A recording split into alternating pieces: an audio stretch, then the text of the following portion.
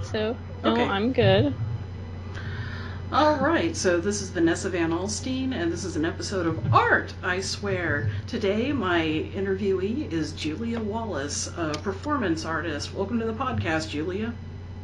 Hi, thank you, Vanessa. I'm so glad to be here. No problem. So, what exactly performance art is probably one of the biggest questions I get, and I'm sure it's a question you get a lot. Would you be willing to It address is. that?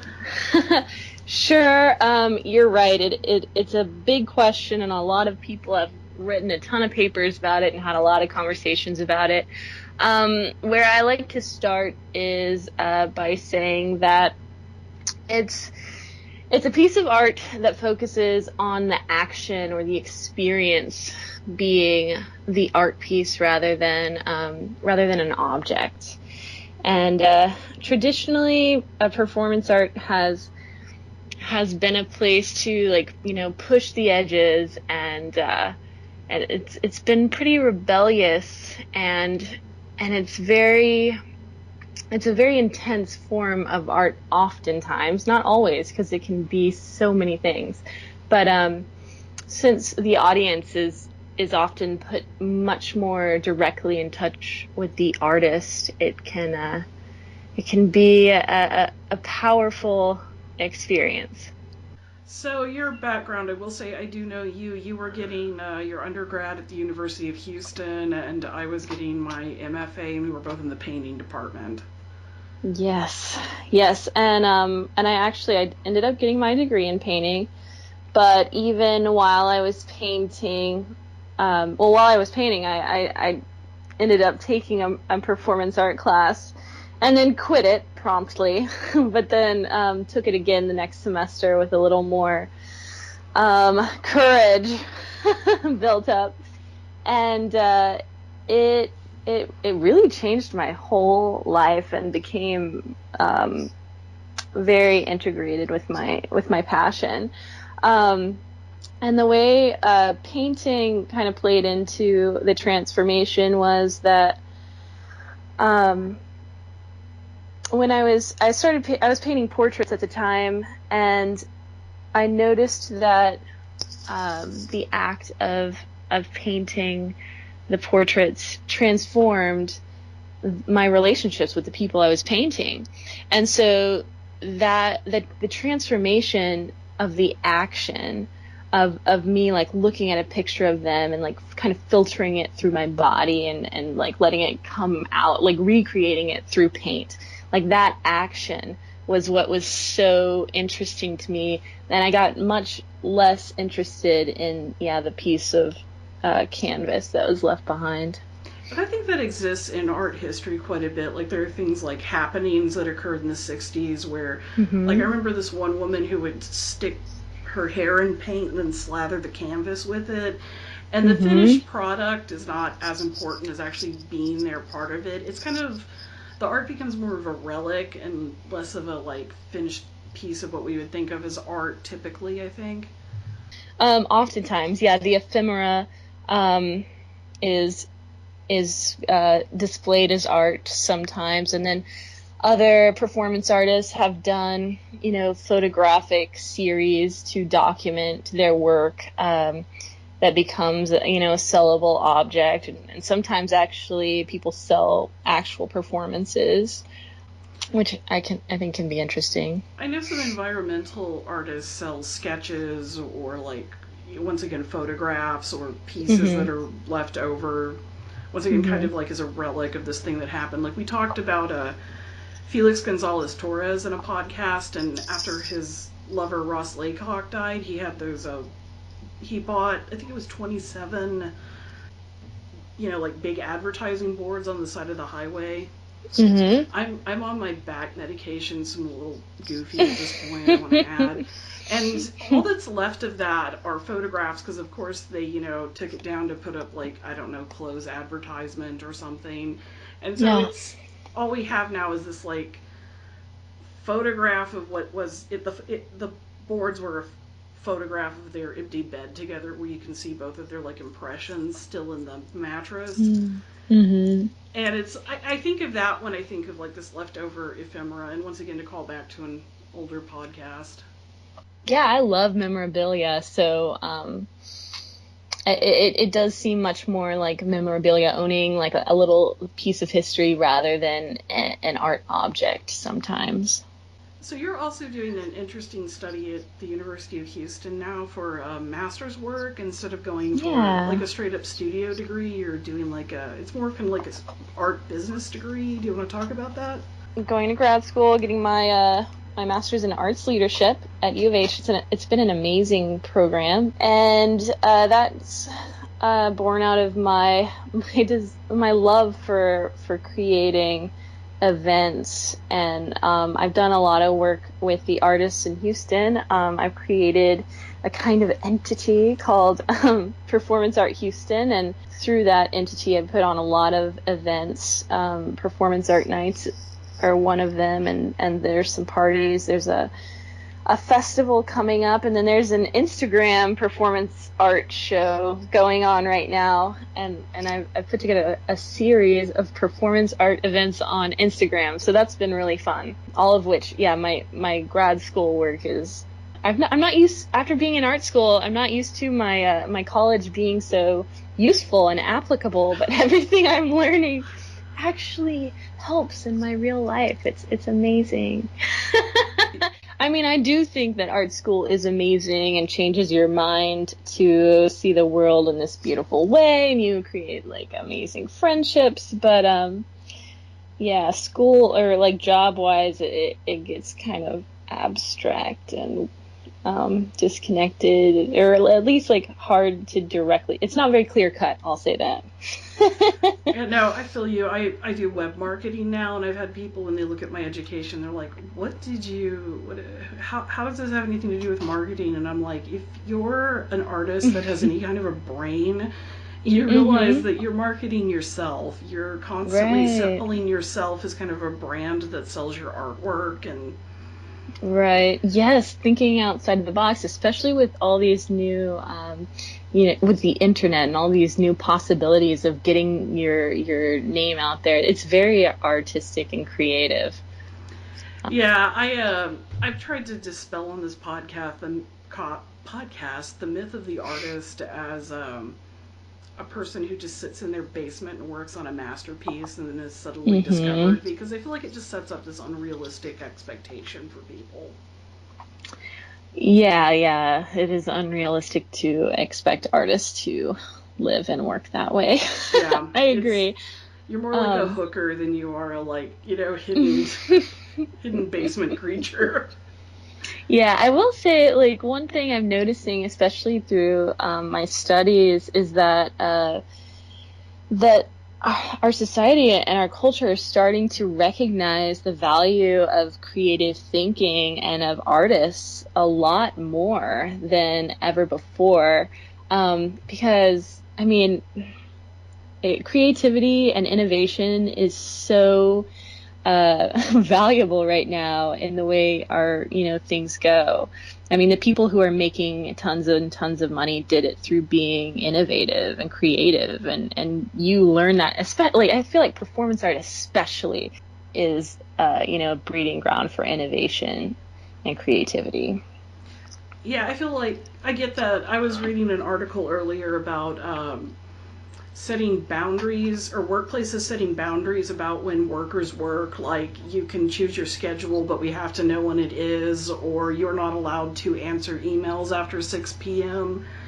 And just kind of having this more like realistic idea that like people need to be able to like think and put themselves in a mindset when they are thinking and able to put themselves in a mindset. And I feel like that comes from our youth being exposed to more creative things. I mean, Instagram makes everybody kind of a folk artist, Yeah,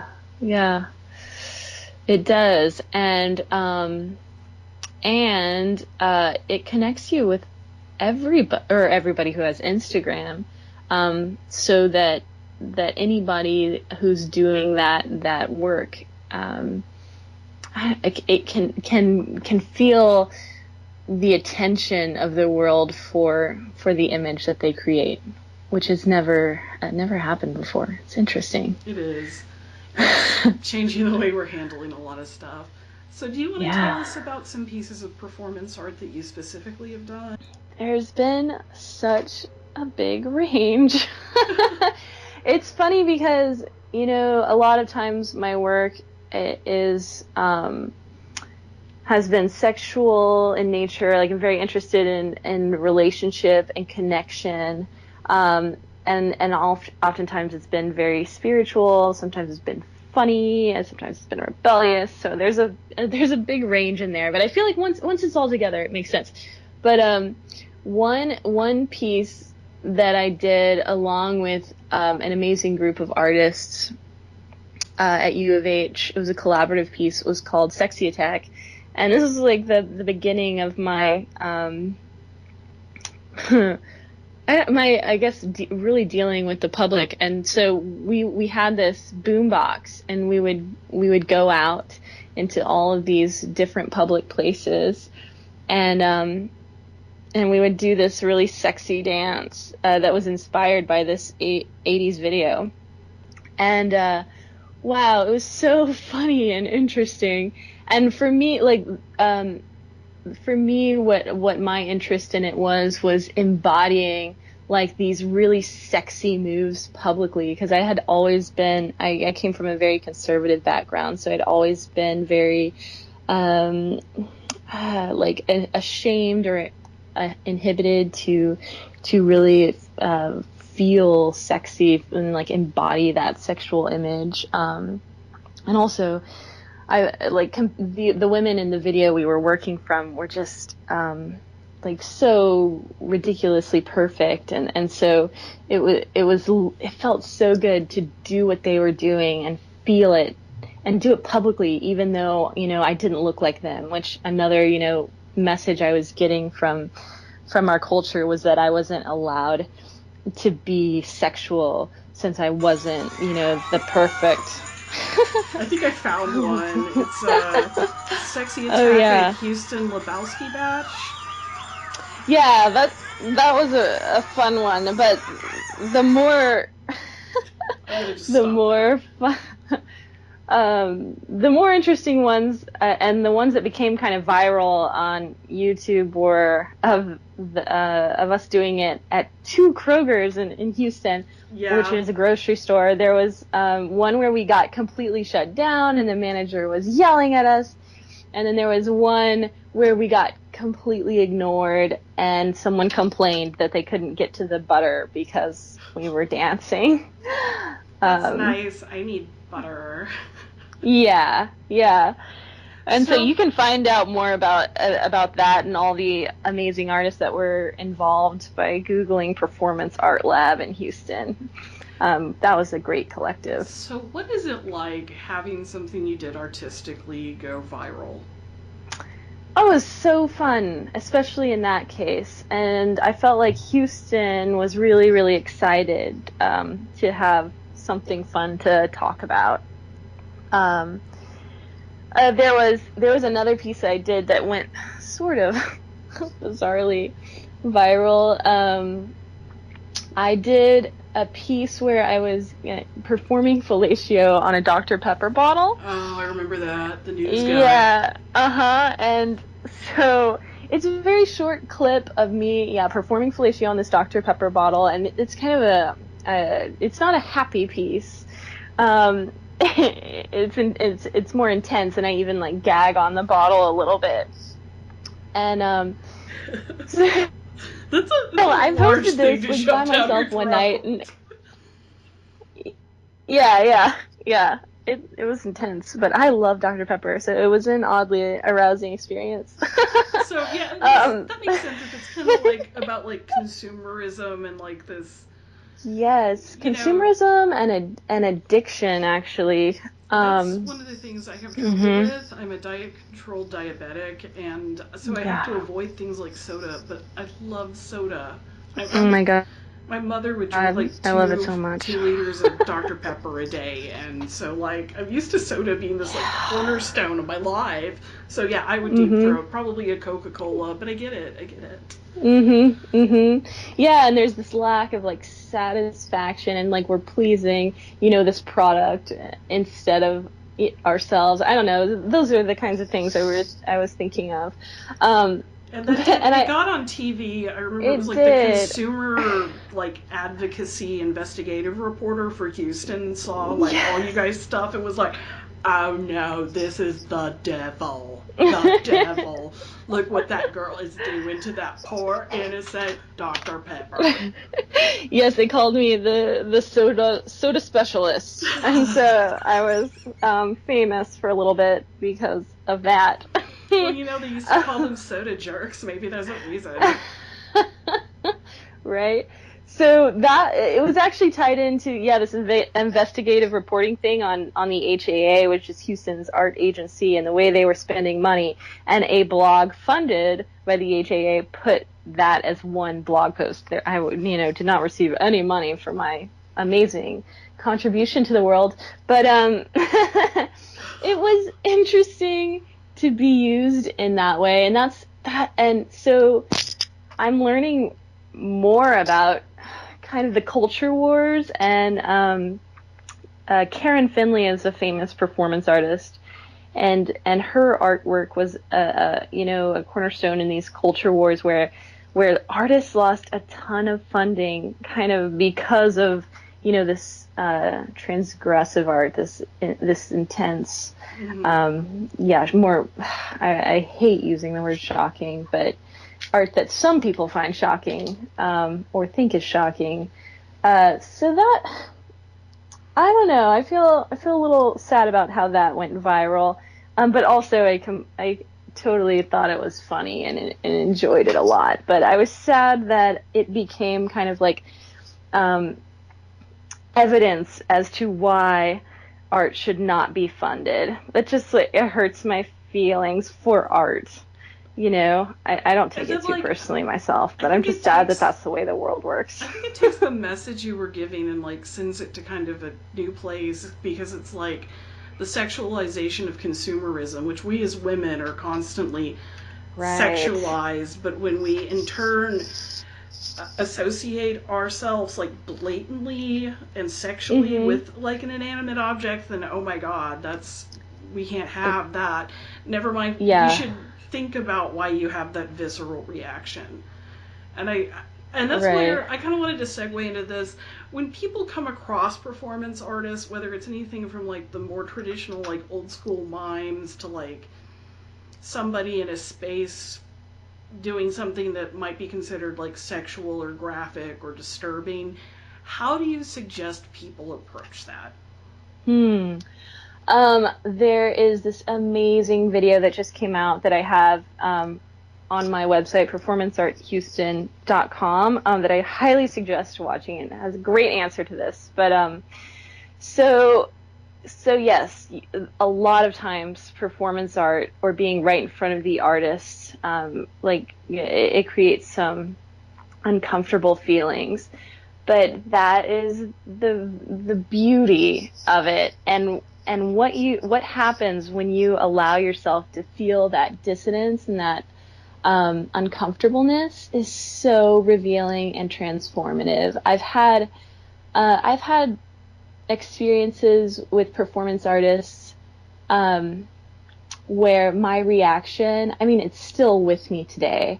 It was like I had an artist who yelled in my face, and that piece, it just it revealed so much about myself that I had no idea was a part of me until I experienced that. And I've had pieces where I've felt like deep, intense love for the artist that I would never have expected, and like being able to look at the small piece that they created that brought up those feelings in me is just amazingly revealing. And I think it does a lot for healing for the society, or for our society, and for progress, to be able to experiment with our reactions. You've mentioned before that Houston, it has an interesting atmosphere for the stuff that you're doing. How do you think Houston compares to other art markets in the country? Oh man, Houston's so I love it. I really love it. Um, because um it's not completely accepted as an art town, but it still has so much, and there's still a lot of people buying art here, but it's not like LA or New York. There are not people here trying their best to be art stars like there are in New York and LA.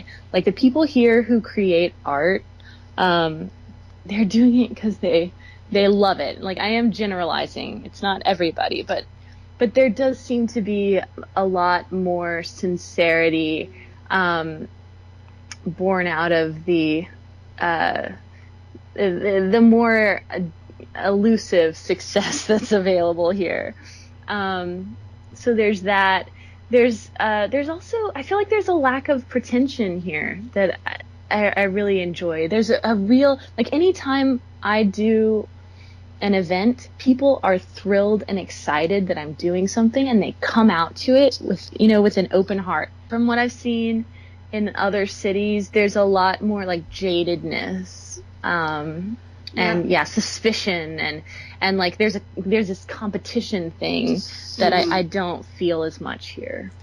See, I've lived in Houston and Dallas the longest in my adult life, and it's funny because there's a like Houston versus Dallas rivalry, and I would agree with what you're saying. Like Houston is way more laid back of a city, even though it's like considerably bigger than Dallas, and Dallas is pretty big, so that's kind of funny to say, but I feel like though like some of that needs to get set aside because both have world-class museums, both have excellent strong collectors, and it's like I wish those two cities worked together more.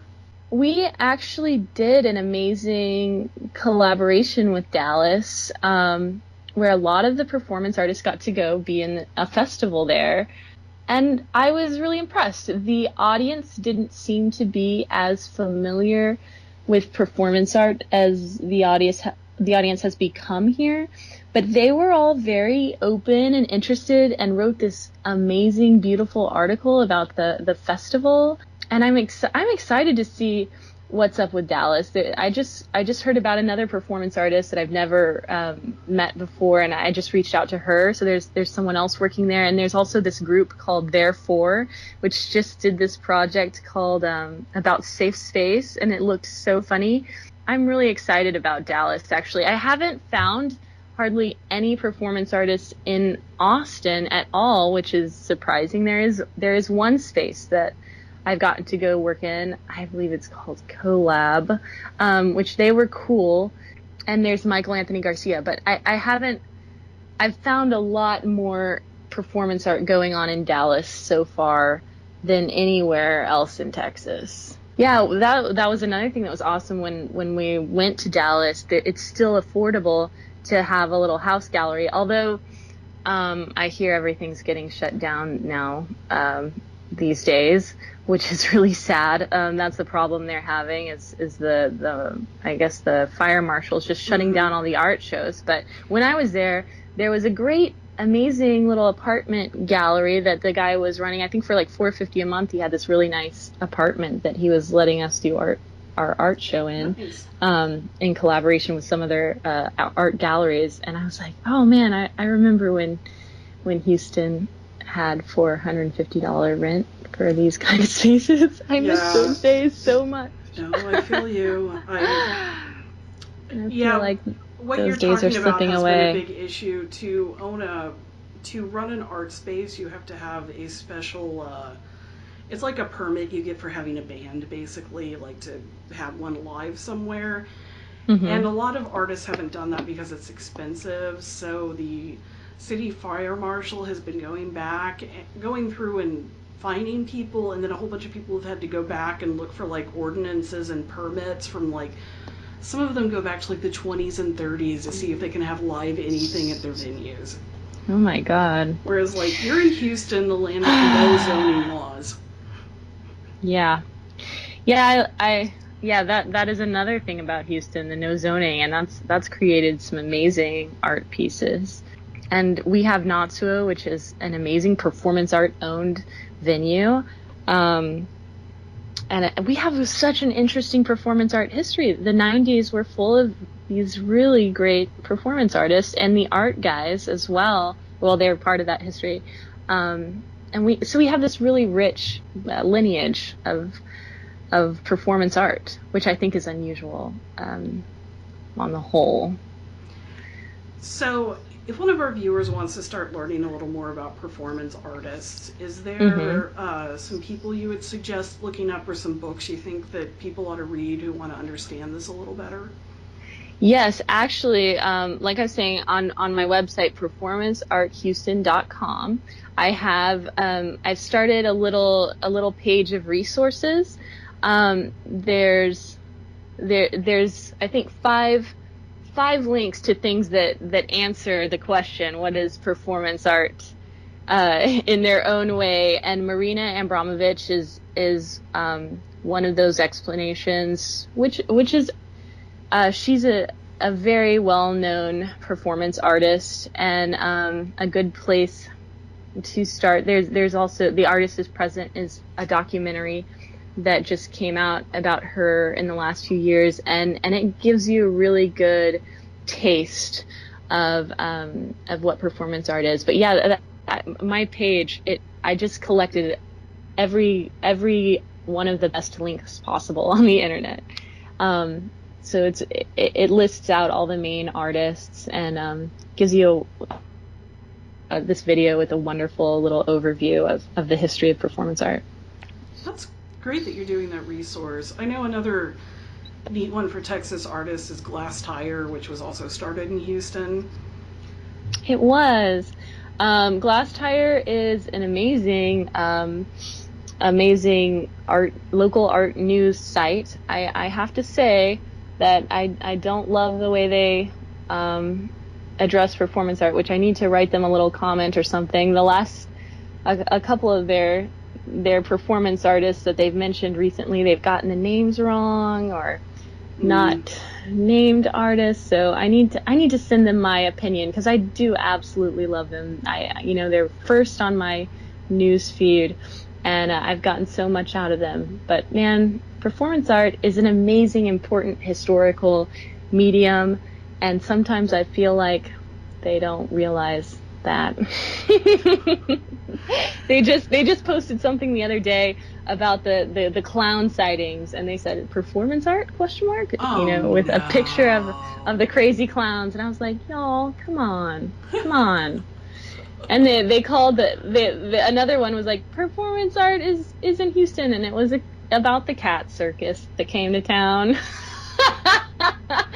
And I'm like, oh, like, okay. Yeah, how hard is it to work when you're doing something and you're organizing people, which, Mussolini said that organizing artists is like herding cats, and I think that's pretty accurate. Yeah, definitely. And so, but yeah, who wants to get crapped on by, the local somewhat of an authority about that? Oh, that's so sad to hear. Well, I don't think they even realize they're doing it. But performance art is easy to make jokes out of, I'll say. But it's also been such a powerful tool for oppressed people, for women, for the trans community, for the queer community. Like, performance art really gave so much power to them. And so I think I get sad when I see it made fun of, because I don't think it's anything to scoff at, obviously. Laughing at you versus laughing with you, Right, and right. we did cover Lee Bowery, who was a drag performer that incorporated a lot of I would say he's a performance artist, and that his clothes are just their own form of visual art. But yeah, you could see how his conversations about like gender and sexuality and how important that was for somebody who was seen as kind of like an alienated other in the 80s. And Right. I like to think that's gotten a little Absolutely. better now, but like great how it can give voices. And you've told me before that part of what makes performance art great is that like anybody can do it and you don't have to like develop a skill set like you do with ballet or theater. How would you say that performance art is different from theater or dance, though? Is it a lack of narrative, or is it just that skill development? I think that again, honestly, it's a big question to answer. I think that performance art, it doesn't have the boundaries that those things have, and it's not tied to the tradition of those things. There's a lot less script.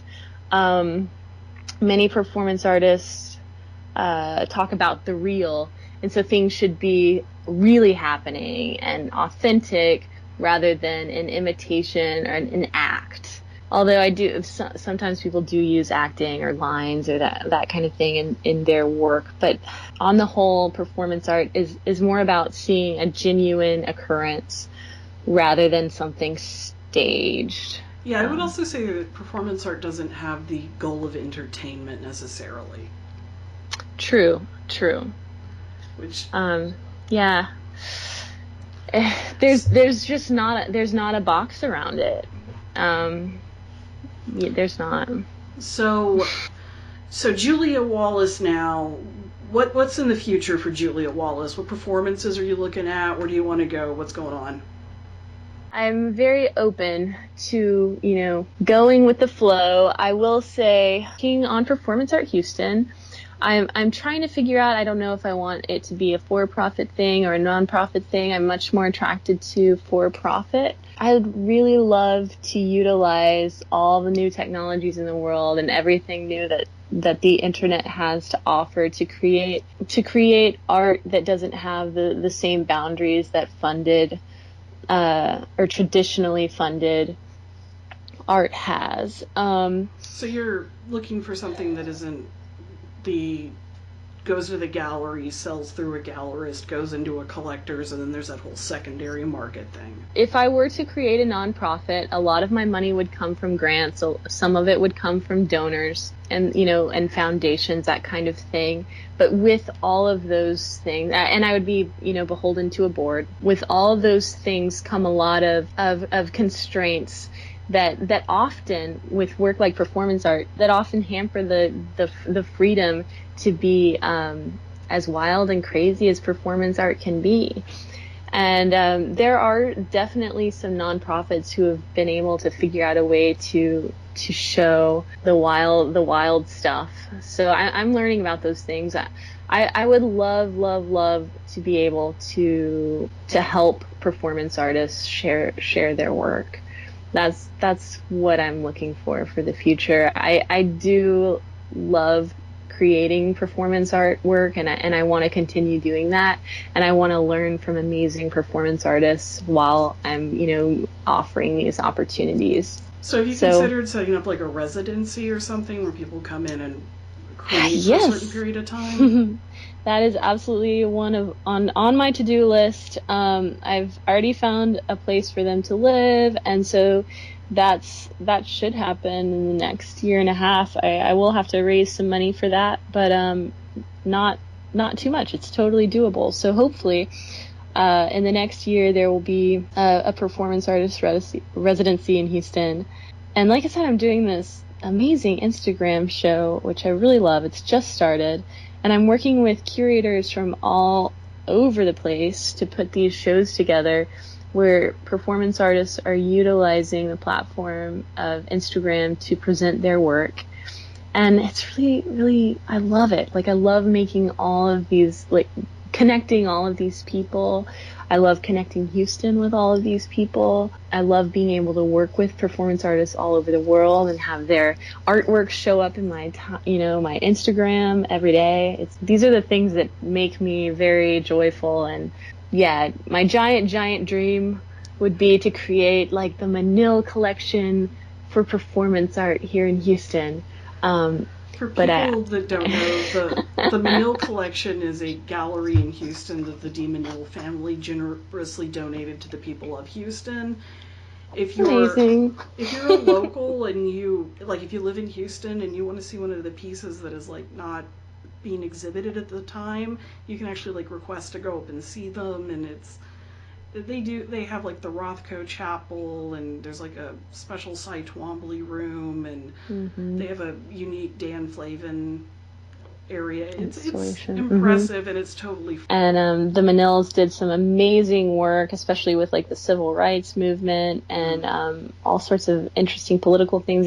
Dominique was very interested in like the spiritual and art, and she's definitely one of my people I looked up to. But they also had just like a $1 trillion million, and but who knows how it will happen. And there's just so many more new possibilities in the world every day. So I'm actually excited by your digital performance art, like bringing that up, because I don't know if you knew this, but I actually graduated with one of the first interdisciplinary and I'm forgetting a word because I'm goofy on back medicine, but like I did abstract video while I was there, but I also did a piece of what I consider digital performance art.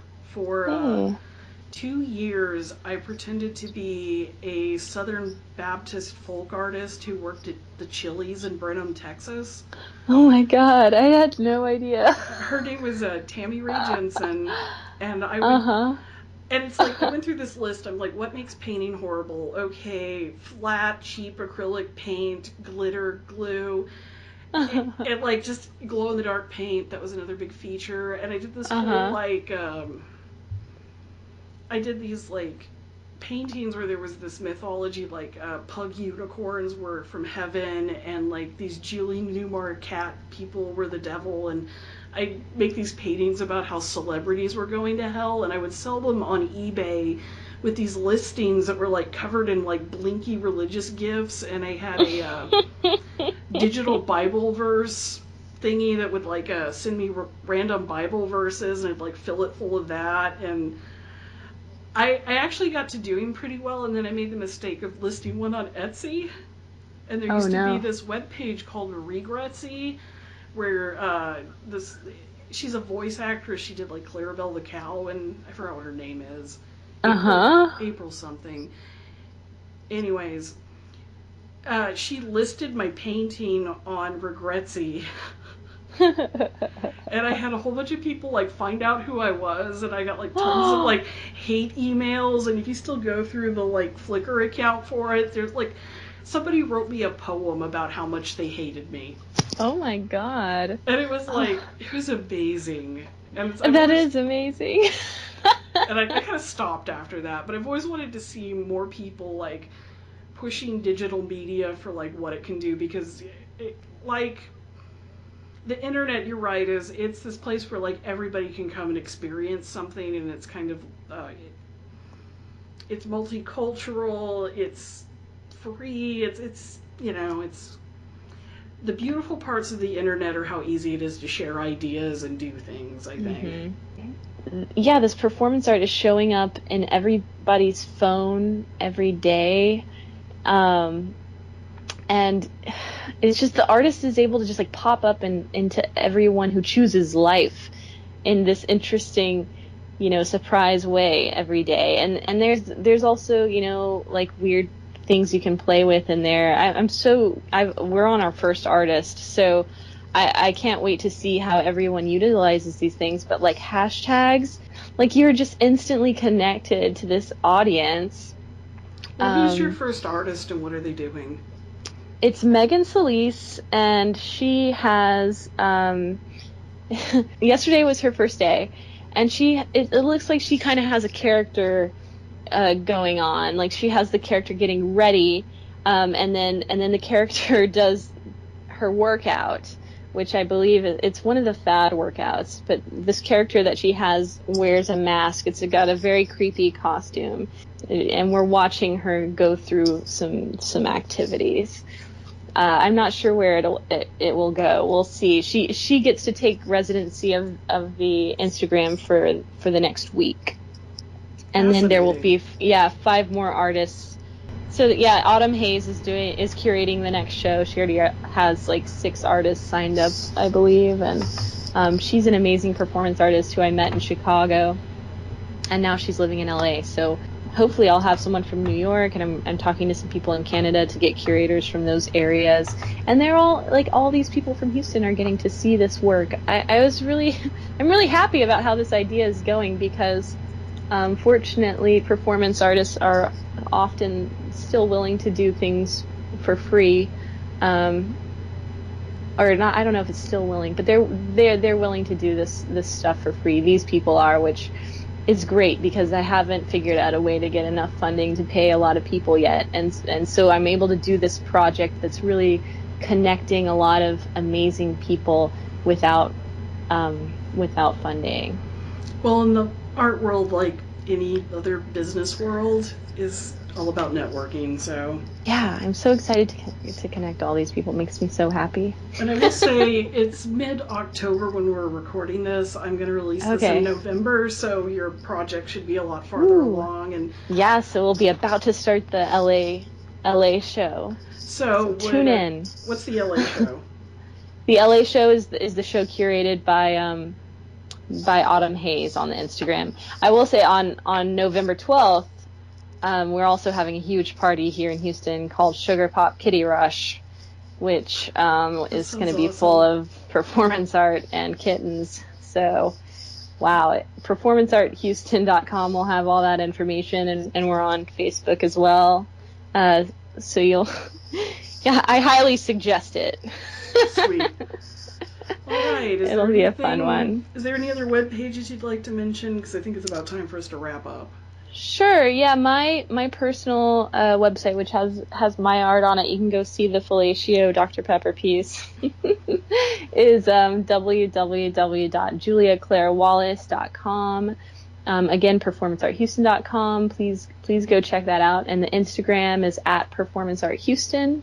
And I just want to say, anyone who's interested in trying out performance art work, I often do shows that are very, very open to newcomers. And at this point, I am so happy to talk through a piece with anybody. That's what I love to do, and that's what I'm setting up Performance Art Houston to be, is a place where you can get, good advice to start this out. I'm happy to email with people, so find me online and I'll help you, try your performance art piece out. Awesome.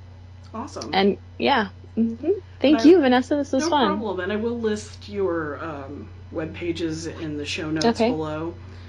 So this has been ArtIswear. I'd like to thank Joe Giggs. Our intro and outro music is by a fantastic New York DJ named Joe Giggs, and all samples used for music is from Conan's Iridile project.